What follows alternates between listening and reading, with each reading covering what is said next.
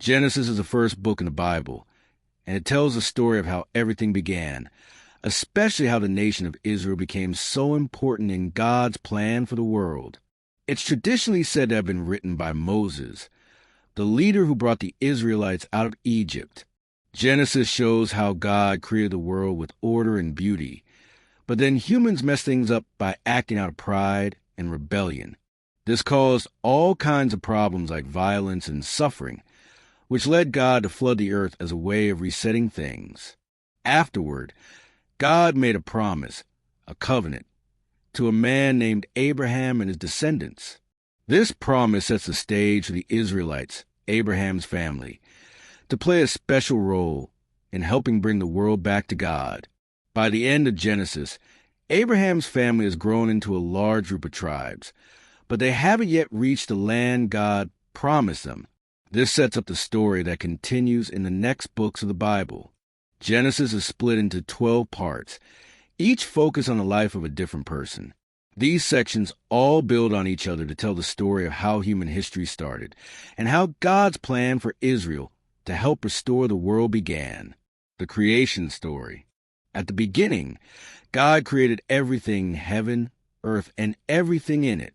But the earth was empty and chaotic, covered in darkness, with water everywhere. God's Spirit was present, moving over the waters. Then God spoke, saying, "Let there be light," and there was light. God saw that the light was good, so he separated it from the darkness. He called the light day and the darkness night. That was the first day. Next, God said, "Let's make a space to separate the waters above from the waters below." So God created the sky, and that was the second day. Then God gathered the water on the earth into one place, letting dry land appear. He called the dry land land, and the gathered water seas. He saw that it was good. God then said, "Let the land grow plants and trees that bear seeds and fruit." And it happened. Plants and trees grew, each with seeds and fruit according to its kind. And God saw that it was good. That was the third day. Next, God said, "Let there be lights in the sky to separate day from night, and let them mark special times, days and years." So God made the sun to rule the day, the moon to rule the night, and the stars as well. He placed them in the sky to give light to the earth and separate light from darkness. God saw that it was good. That was the fourth day. God then said, "Let the water be filled with living creatures, and let birds fly across the sky." So God created the creatures of the sea and every kind of bird. He saw that it was good. God blessed them and said, "Be fruitful, increase in number, and fill the seas and skies." That was the fifth day. God then said, "Let the land be filled with living creatures, wild animals, livestock, and creatures that move on the ground." So God made all the animals of the earth. He saw that it was good. Then God said, "Let's make mankind in our image to rule over all the creatures on the earth." So God created humans in his image, male and female. He blessed them and said, "Be fruitful, increase in number, and fill the earth. Rule over the fish, birds, and every living creature." God gave them plants and fruit for food, and gave all the animals green plants to eat. He saw everything he had made, and it was very good. That was the sixth day. So God finished all his work, and on the seventh day he rested. He blessed the seventh day and made it holy, because that was the day he rested after all the work of creation. This is my interpretation. The opening of Genesis tells us that everything we see in the world was created by God, starting with light, then the sky, land, seas, plants, animals, and humans. The creation of everything was purposeful, each step bringing order to the world. It's not just about the physical world, but about establishing balance and purpose. In today's world, we can see the same idea that life doesn't just happen randomly. It's filled with intention. Whether it's our daily routines, the way nature works, or even the relationships we build, there's a sense that everything is meant to fit together. Each part of creation has its role, and we, as humans, are given the responsibility to take care of it. Genesis also emphasizes that everything was made good by God. There's a beauty and a sense of purpose in the world around us. Even when things feel out of control, we can remember that life was intended to be good and full of meaning. The story encourages us to see the world as a place that was created with care, even when we may face challenges.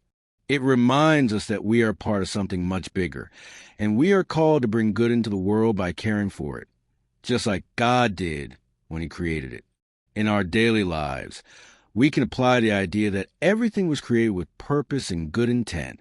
For example, when we approach challenges, whether at work, school, or in relationships, we can remind ourselves that these moments are part of a bigger picture, where everything has a place. Just as God took the time to shape the world and bring balance to it, we can also take time to reflect on how we fit into the world and contribute to its harmony. We are stewards of the world around us, whether that's through taking care of our environment, being mindful of how we treat others, or taking responsibility for our actions. Additionally, when we look at the beauty of nature, whether it's a simple tree or a vast ocean, we can be reminded that God created everything with goodness. This can encourage us to appreciate the small, everyday moments and see the good in the world, even when it feels hard to find. It's a reminder that even in our toughest moments, there's a bigger purpose, and we can still find peace in knowing that things were created to be good. We can choose to live in alignment with this, seeking goodness and balance in all that we do. Now that we've explored the story of creation, think about how you can bring purpose into your own life. Start by looking at the areas of your life where you might feel out of balance or where things feel chaotic. Is there something you can do to restore harmony just like God did in the creation story? It could be something as simple as organizing your space, being more mindful of your actions, or taking time to appreciate the beauty around you. Remember, each day is a chance to bring a little more order and peace into your life and into the world. As you move forward, consider what it means to take responsibility for the world around you, just as we were given responsibility in the creation story. This could mean taking better care of the environment, being more intentional with your relationships, or doing good in your community. God created the world with purpose, and we can live in that same way, bringing goodness into our lives and the lives of others. Take some time today to reflect on how you can make a positive impact on the world around you, and start taking small steps to bring balance and purpose to your daily routine. Thank you for joining me today as we explore the beginning of creation and what it means for our lives today. Remember, you are part of something bigger, and just as God created everything with intention and goodness, we have the ability to bring that same purpose into our lives. Keep this in mind as you go about your day, and I hope you'll come back next time to dive deeper into more stories and lessons that can help us live with meaning and purpose. Until then, take care, and I look forward to speaking with you again soon.